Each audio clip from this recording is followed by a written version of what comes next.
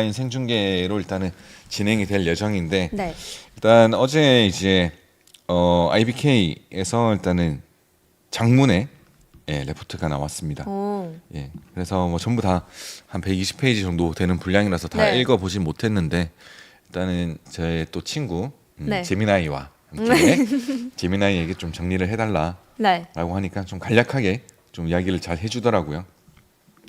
그래서 일단 레포트 결론은 휴머노이드 산업은 기술 시연을 넘어서 중국이 하고 있는 게 지금 기술 시연이지 않습니까? 네. 그런 걸 넘어서 양산 그리고 현장 투입 그다음에 ROI 검증 이런 것들에 이제 진입을 했고 이제 당장은 이제 완성체보다는 액추에이터나 이제 로봇 손 그다음에 비중국산 공급망이 투자에서 좀 중요할 것 같다라는 내용이 총 결론입니다.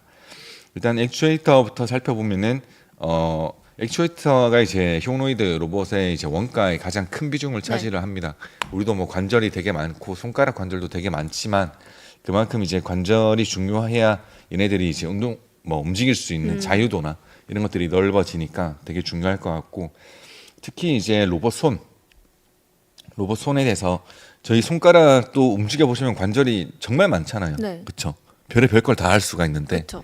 그래서 이제 작은 물건도 집을 수가 있고 조금 더 세심한 작업을 우리가 할 수가 있는데 로봇도 마찬가지입니다. 저도 뭐 현대차에서 일을 해봤지만 작은 그걸 잡아가지고 탁 꽂는 일들 네. 그런 것들을 하려면은 로봇선이 너무 투박해서도 안 되고 그 다음에 약한 뭐 쉽게 부러질 수 있는 물건을 만약에 잡는다고 치면 그만큼 힘 조절도 가능해야 될 것 네. 같고요. 그런 것들이 이제 종합적으로 보면 되게 세밀한 작업들이 이루어지니까 로봇 손이 되게 중요할 것 같다. 뭐 뛰고 점프하고 뭐 넘어가고 그런 게 중요한 게 아니라 제가 봤을 때는 네. 이런 세심한 작업 결국 인력을 대체할 수 있는 게 가장 일단은 먼저 중요할 것 같다. 그래서 로봇 손이 이제 전체 로봇 안에서 이제 전체 비용이 일단은 뭐 빌 오브 머티리얼즈인데 전체 이제 제품에 대한 이제 청구서 거기서 이제 가장 큰 비중을 또 차지하다 보니까 일단 이런 것들이 조금 중요하다를 한번 챙겨주셨으면 좋겠고 그 다음에 이제 또 배터리가 나옵니다. 네. 로봇도 이제 뭐 전기 코드를 꽂고 움직일 수는 없으니까 네. 결국에 배터리를 탑재를 하겠죠. 근데 배터리 셀 수요는 솔직히 자체가 크진 않습니다. 용량이 되게 크진 않아요. EV처럼 아니면 ESS처럼 대규모 용량은 아니지만 작은 용량이지만은 그래도 이제 소형 그리고 조금 움직임이나 운동 기능이 있어야 되니까 뭐 우리가 운전을 하더라도 뭐 악셀레이터를 세게 밟았다 하면은 출력이 확 늘어날 거잖아요. 네. 그런 것처럼 로봇도 이제 어떤 힘을 쓰거나 그럴 때 이제 고출력이 필요하니까는 소형이어야 되고 고출력이어야 되고 그다음에 배터리를 이제 관리할 수 있는 시스템 BMS가 있어야 되고 그다음에 열 관리 열 폭주가 일어나서는 안 되고 그다음에 자동 교체될 수도 있고 아니면 로봇이 직접 이렇게 교체할 수도 있겠지만은 그런 것들이 좀 중요할 거다는 내용이었고요. 그다음 미국과 이제 중국의 시장 분화라는 내용입니다.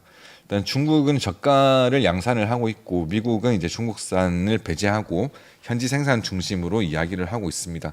그래서 국내 기업이 미국 휴머노이드 공급망에 이제 편입되는 여부가 되게 중요할 것 같다라는 내용이고 이 전체 레포트에서는 일단 현대차랑 현대모비스 그다음에 H1 만도 이렇게 일단은 탑픽으로 꼽고 있습니다. 한번 참고하시면 좋을 것 같고요. 액추에이터 하면 로보티즈도 많이 언급되던데 맞습니다. 로보티즈는 어떻게 보세요? 로보티즈도 좋죠. 이런 것들을 제일 잘하고 있는 애들이 또 로보티즈다 네. 보니까 로보티즈도 한번 유심히 잘 보시면 좋을 것 같습니다. 네. 네, 다음 화면 한번 보시면 뭐 어제는 뭐 IBK에서도 이야기를 했지만 JP모건에서도 지금 한국 로봇이나 휴머노이드 관련해서 또 레포트가 하나 나왔는데 네. 이것도 분량이 되게 길거든요. 네네. 근데 일단은 최대한 압축을 한 내용이긴 하지만 일단은 붉은색으로 제가 볼드 해놓은 것부터 한번 쭉 읽어볼게요. 네. 이게 제일 중요하니까 일단 현장 투입이 늘어날수록 작업 성능 개선이 가속화되고 있고 소프트웨어 업그레이드를 통해서 다른 공장으로 이제 재배치가 가능하기 때문에 이제 로봇 설비 투자에 대한 매몰 위험이 상당히 낮을 거다. 뭐 망할 일이 거의 없을 것 네. 같다라는 생각이 드는 것 같고요. 그다음에 이제 산업용 우선 개화 후에 이제 소비자 시장으로 확장이 될 텐데 이제 로봇 같은 경우에는 이제 부품 원가가 워낙 높다 보니까 네. 그리고 이제 안정성 문제 뭐 갑자기 뭐 발차기를 한다거든가 펀치를 날리다든가 뭐 그런 문제가 네. 있을 수도 있고 배터리 화재가 생길 수도 있고 이런 안정성 문제를 초기에 솔직히 지분 의사가 이제 가장 명확한 이제 뭐 현대차나 이런 뭐 생산 라인에 먼저 투입이 되기 때문에 여기서 먼저 검증을 거치고 나서 이제 일반 소비자에게까지 시장이 확장될 수가 있다. 요거 한번 참고하시면 좋을 것 같고 그다음에 이제 미국도 제조업 구인난이 되게 심합니다. 이쪽도 이제 우리가 흔히 일하는 이제 뭐 제조업이 뭐 꼭 몸만 쓰는 건 아니지만 제조업에 대한 수요가 되게 낮다 보니까 서비스업이 좀 발달을 해 있잖아요, 네. 미국이. 그래서 제조업 구인난이 계속 심화가 되고 있는 상태라서 일단은 미국에서도 수요가 되게 많을 것으로 예상이 된다는 내용 한번 같이 보시면 좋을 것 같고요. 다음 화면 한번 보시면 이제 스케일업 3대 병목과 현대모터스 그룹의 경쟁력 이렇게 나와 있는데 현대차 그룹의 일단 경쟁 우위만 이제 빨간색 박스만 한번 살펴보겠습니다. 네. 이제 3대 병목으로 이제 나타날 수가 있는 게 이제 데이터, 로봇의 뇌라고 할 수 있는 데이터고, 그다음에 손, 그다음에 부품 공급망 이렇게 세 가지가 있습니다. 일단은 데이터부터 보시면은 일단은 RMAC 올해 여름에 이제 또 계속 예정이 RMAC를 통해서 이제 독점적으로 학습이 가능하다. 많은 현대차에서 이제 그걸 하게 되면은 모든 공정에서 이제 그 데이터들을 빠르게 수집을 할 수가 네. 있으니까 빠른 학습이 가능하다는 점 참고하시면 좋을 것 같고 그다음에 정교함입니다.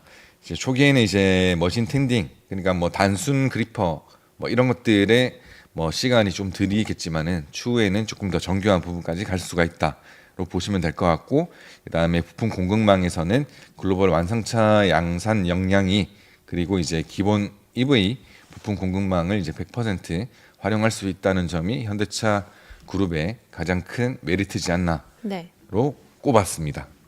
그리고 다음 화면 한번 보시면 어제였나 그제였나 제가 이제 현대 글로비스가 8월 17일 날에 이제 그 보선 다이내믹스의 지분을 추가로 증자된 거를 이제 인수를 했다라고 말씀을 드리고 그걸 이제 역산을 해보니까는 한화로 약 이제 45조 원 정도 수준이었다라고 이야기를 하는데 지금 이번 JP 모건에서는